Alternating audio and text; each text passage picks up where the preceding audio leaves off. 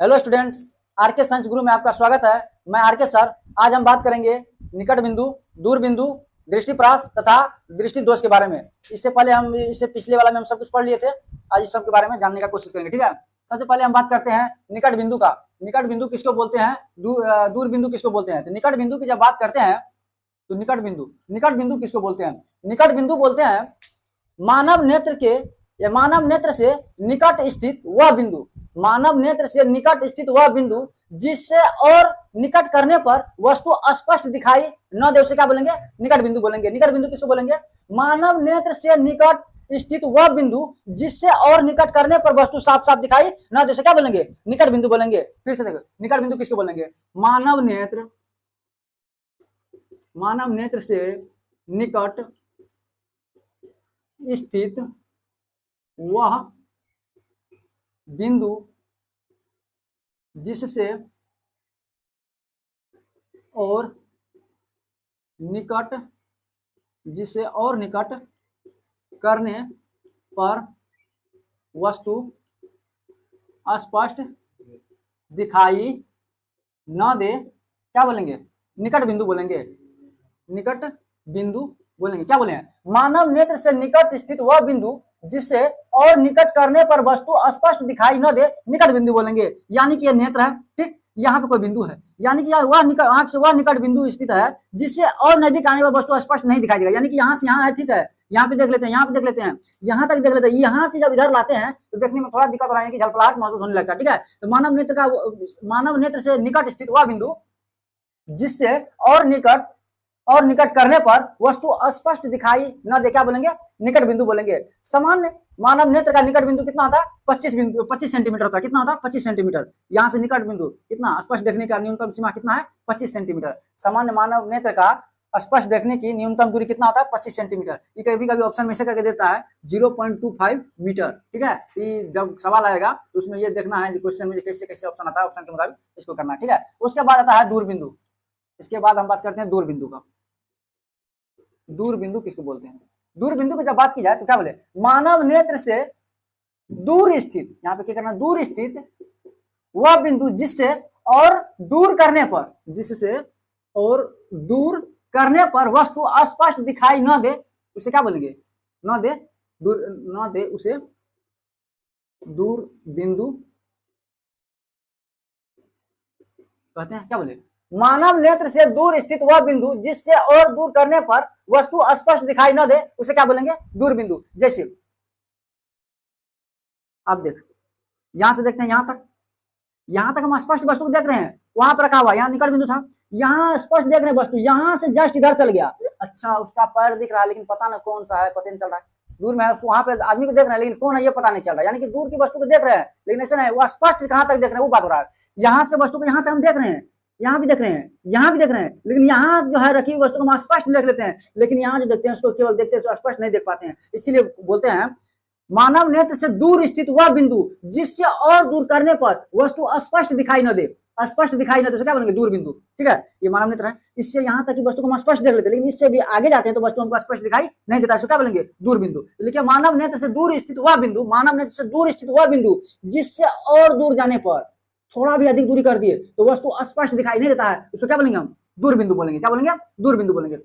हम पहले क्या जान लिया, निकट बिंदु, मानव नेत्र के निकट स्थित वह बिंदु जिससे और निकट करने पर वस्तु स्पष्ट नहीं दिखाई देता, क्या बोलेंगे, निकट बिंदु बोलेंगे। सामान्य मानव नेत्र के लिए निकट बिंदु कितना होता है, 25 सेंटीमीटर, यानी कि मानव नेत्र न्यूनतम 25 सेंटीमीटर तक स्पष्ट देख सकता है, ठीक है। उसके बाद दूर बिंदु, मानव नेत्र से दूर स्थित वह बिंदु जिससे और दूर करने पर वस्तु स्पष्ट दिखाई न दे, क्या होता है, दूर बिंदु। दूर बिंदु की बात किया था तो इसकी क्या आता है, असीमित होता है, यानी कि क्या कहते हैं, अनंत होता है, इसका अनंत होता है, ठीक है, अनंत होता है, कोई इसका सीमा नहीं, न्यूनतम का सीमा दिया हुआ है लेकिन इसका भी सीमा नहीं दिया हुआ कि वह दूर बिंदु कितना होता है, किसी का अधिक होता है, किसी का उससे कम होता है, ठीक। उसके बाद आते हैं दृष्टिपरास। दृष्टिपरास किसको बोलते हैं, ठीक है।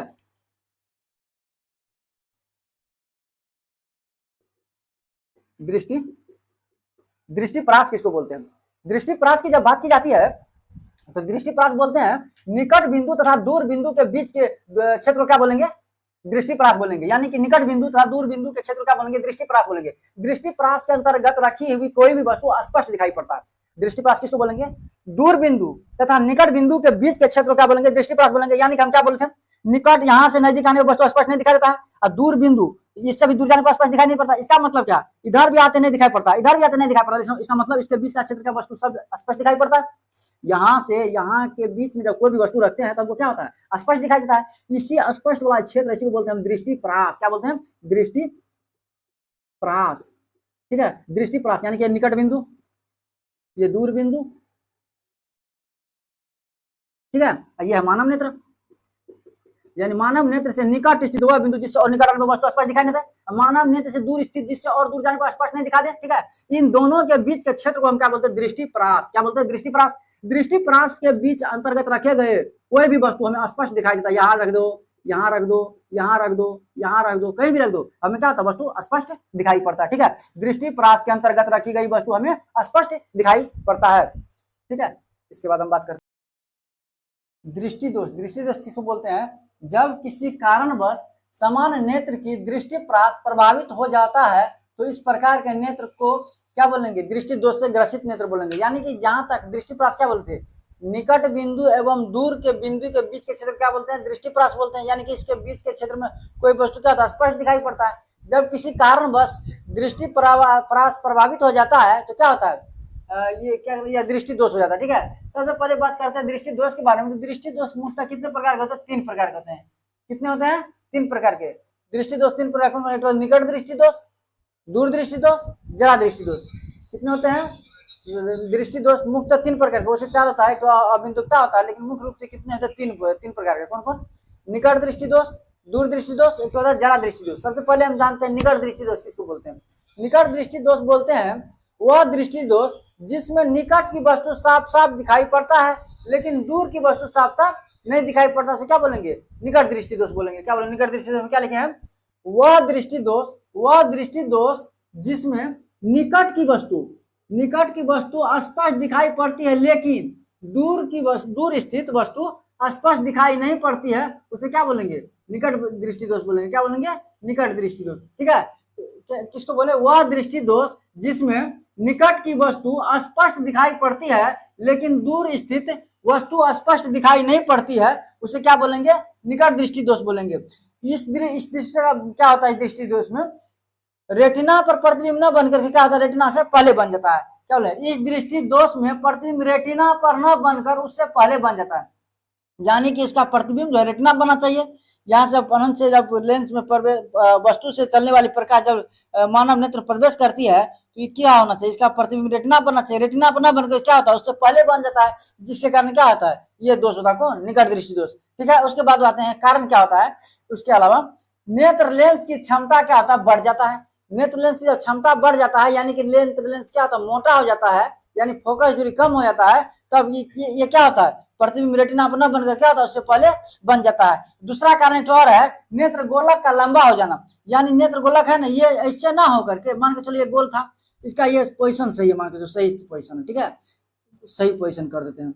इस बार हम बोल रहे दूसरा वाला में ये पोजीशन सही बनकर यहाँ ऐसे होना चाहिए, ये ऐसे ना होकर, ये पोजीशन सही है, यहीं पे कट रहा है, रेटिना पे कटना चाहिए, कट रहा है, लेकिन इस बार क्या होता है, नेत्र गोलक ही लंबा हो जाता है, जिससे कारण क्या होता है, रेटिना पीछे की ओर चल जाती है, जिससे कारण क्या होता है, निकट दृष्टि दोष हो जाता है। ठीक है, चलो इसके बाद क्या बोले हैं, नेत्र गोलक का लंबा हो जाना। इसके उपचार की जब बात करते हैं तो इसके उपचार के लिए हम कौन सा चीज का प्रयोग करते हैं, तो अवतल लेंस से बने चश्मे का प्रयोग करते हैं। किसमें, क्या बोलते हैं, निकट दृष्टि दोष में। निकट दृष्टि दोष में क्या करते हैं, अवतल लेंस युक्त चश्मे का प्रयोग करते हैं। इसका क्या करते हैं, अवतल लेंस युक्त चश्मे का प्रयोग करते हैं। इसके बाद हम जानते हैं दूर दृष्टि दोष। इसके बाद हम पढ़ते हैं दूर दृष्टि दोष। निकट दृष्टि दोष के उपचार की जब बात करते हैं तो निकट दृष्टि दोष का उपचार के लिए अवतल लेंस का उपयोग चश्मे के रूप में किया जाता है। किसका, अवतल लेंस का उपयोग किया जाता है चश्मे के रूप में। ठीक है, उसके बाद आता है दूर दृष्टि दोष। क्या आता है, दूर दृष्टि दोष।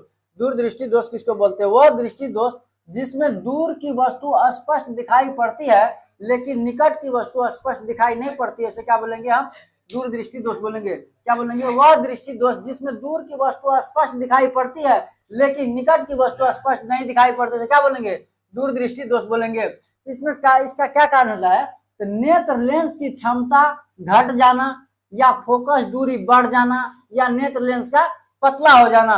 दूसरा होता है नेत्र गोलक का छोटा हो जाना। यानी नेत्र गोलक कैसे होता है, तो यहाँ से मान के चलिए लेंस लगा हुआ है यहाँ पे, यहाँ से कोई भी वस्तु से पाती प्रकाश क्या होता है, यहाँ पे प्रतिबिंब बनाती है, यहाँ पे बनाती है, लेकिन क्या होता है ये इतना बड़ा होना चाहिए वास्तव में, क्या होता है कभी ये अपने आप छोटा हो जाता है किसी कारणवश, तो कारणवश छोटा हो जाता है तो ये क्या होता है प्रतिबिंब इससे पहले इस पे बनना चाहिए, ये क्या होता है रेटिना से पीछे बन जाता है, जिसके कारण क्या होता है, जिसके कारण क्या होता है ये होता है दूरदृष्टि दोष हो जाता है। ठीक है, दूरदृष्टि दोष किसके कारण होता है, नेत्र लेंस की क्षमता घट जाना या क्या बोलते हैं फोकस दूरी बढ़ जाना या नेत्र लेंस का पतला हो जाना। दूसरा कारण क्या है, नेत्र गोलक का छोटा हो जाना, यानी नेत्र गोलक जो छोटा हो जाता है, नेत्र गोलक छोटा हो जाने के कारण क्या होता है प्रतिबिंब रेटिना पर न बन के क्या होता है रेटिना के पीछे बनता है। ठीक है, इसके उपचार की जब बात करते हैं तो उपचार के लिए किसका प्रयोग करते हैं, इसमें उत्तल लेंस युक्त चश्मे का प्रयोग करते हैं। किसका, उत्तल लेंस जिस चश्मे में लगा रहता है उस चश्मे का यूज करते हैं, किसमें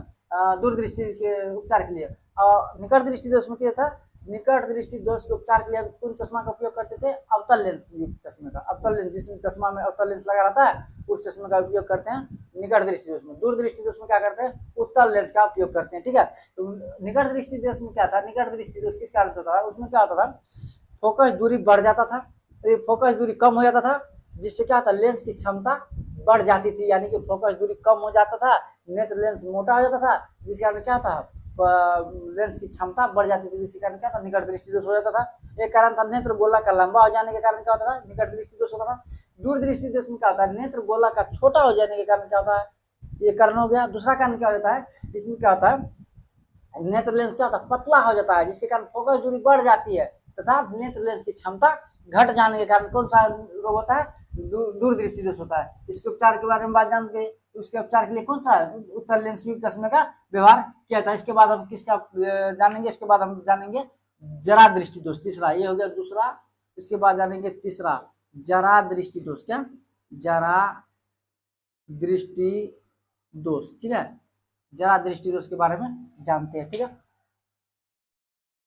जरा दृष्टि दोष, जरा दृष्टि दोष किसको बोलते हैं, वह दृष्टि दोष जिसमें क्या होता है निकट की वस्तु तथा दूर की वस्तु स्पष्ट दिखाई न दे, क्या बोलेंगे जरा दृष्टि, कहता वह दृष्टि दोष जिसमें न निकट की वस्तु स्पष्ट दिखाई दे और न दूर की वस्तु स्पष्ट दिखाई दे, उसको क्या बोलेंगे जरा दृष्टि दोष। जरा दृष्टि किसको बोलते हैं, वह दृष्टि दोष जिसमें न तो निकट की वस्तु स्पष्ट दिखाई पड़ता है और न ही दूर की वस्तु स्पष्ट दिखाई देता है, इसको क्या बोलते हैं जरा दृष्टि दोष बोलते हैं। इस दोष में निकट की बिंदु के साथ साथ दूर की बिंदु भी क्या होता है प्रभावित हो जाता है, यानी कि निकट की बिंदु को भी स्पष्ट नहीं देख पाते और दूर की बिंदु को भी स्पष्ट नहीं देख पाते, यानी कि दोनों में क्या प्रभावित होता है। जो कि निकट बिंदु कितना होता है 25 सेंटीमीटर, वो 25 सेंटीमीटर न रह के घट बढ़ जाता है, और दूर बिंदु जो होता है वो भी क्या होता है घट बढ़ जाता है, यही इस रोग में कौन है जरा दृष्टि दोष में। उसके बाद आता है इसके कारण की जब बात करते थे, इसका मुख्य कारण क्या था, सिलियरी मांसपेशी का कमजोर हो जाना। सिलियरी मांसपेशी क्या करता था, लेंस को पकड़े रहता है, आवश्यकता अनुसार क्या करता था वो फोकस दूरी बढ़ाते घटाते रहता था।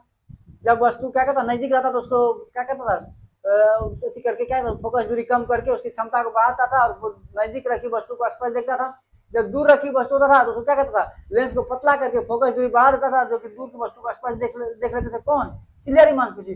दूसरा क्या होता था, सिलियरी मांसपेशी क्या करता था वो बढ़ाने घटाने का काम करता लेंस में, तो लेंस क्या होता था जैसे सिलियरी मांसपेशी करता था वैसे क्या होता था पतला होता था मोटा होता था, ये क्या था लचक होता था, वो अपने अपना लचक कायम रखता था, किसके कारण सिलियरी मांसपेशी, जिसको जितना लचकता था उतना लचकता था, कम करता था कम होता था, ज्यादा करता था ज्यादा हो जाता था कौन लेंस। लेंस को जैसे जैसे सिलियरी मांसपेशी चलाती थी वैसे क्या होता था लेंस चलता था, लेकिन लेंस में क्या था लचक कम हो जाता। लेंस के लचक होने का मतलब जैसे वो लचकता था पहले पूरा मुलायम था, जैसे सिलियरी मांसपेशी खींचता था तो टान जाता था, जब लूज होता था तो ऐसे हो जाता था, लेकिन ये लचक कम हो जाने के कारण क्या होता है कि लेंस तो अपना एडजस्ट नहीं कर पाता था, जिसके कारण क्या होता था फोकस दूरी घट बढ़ने में क्या होता था दिक्कत होता है, जिसके कारण क्या था ये रोग होता था कौन जरा दृष्टि दोष। जरा दृष्टि दोष में क्या होता था, जरा दृष्टि दोष निकट की वस्तु और दूर की वस्तु को स्पष्ट नहीं देखता, क्या तो जरा दृष्टि दोष।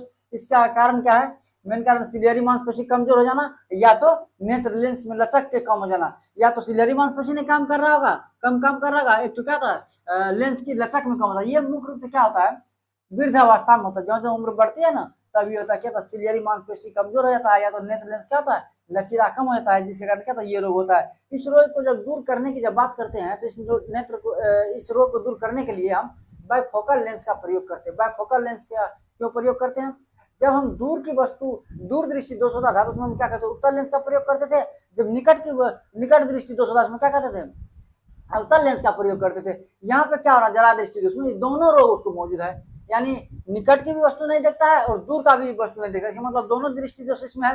ये दोनों जब दृष्टि दोष है तब जाके क्या हुआ, जरा दृष्टि दोष। इसका मतलब ये दोनों लेंस का प्रयोग करना पड़ेगा किसमें, चश्मा में। तो इस प्रकार के जब दृष्टि दोष होता है इसमें क्या करता है, ऐसे बनाया था चश्मा, इसमें क्या करता है, नीचे लगा देता है उत्तल लेंस, ऊपर लगाता है अवतल लेंस। देखा होगा चश्मा जब ये लगाता है तो आदमी जब उस चश्मा का जो देखता है तो ऐसे करके देखेगा, जब दूर की वस्तु देखने के लिए होगा तो ऐसे करके देखेगा ऐसे, और निकट की वस्तु देखने के लिए होगा तो ऐसे पकड़ लगा के ऐसे करके देखेगा ऐसे, ताकि नीचे वाला लेंस है इसे क्या करें हम अक्षर को पढ़ सकते हैं, जब दूर देखना हो तो ऐसे करके देखते हैं इसे ऊपर वाला से, ठीक है।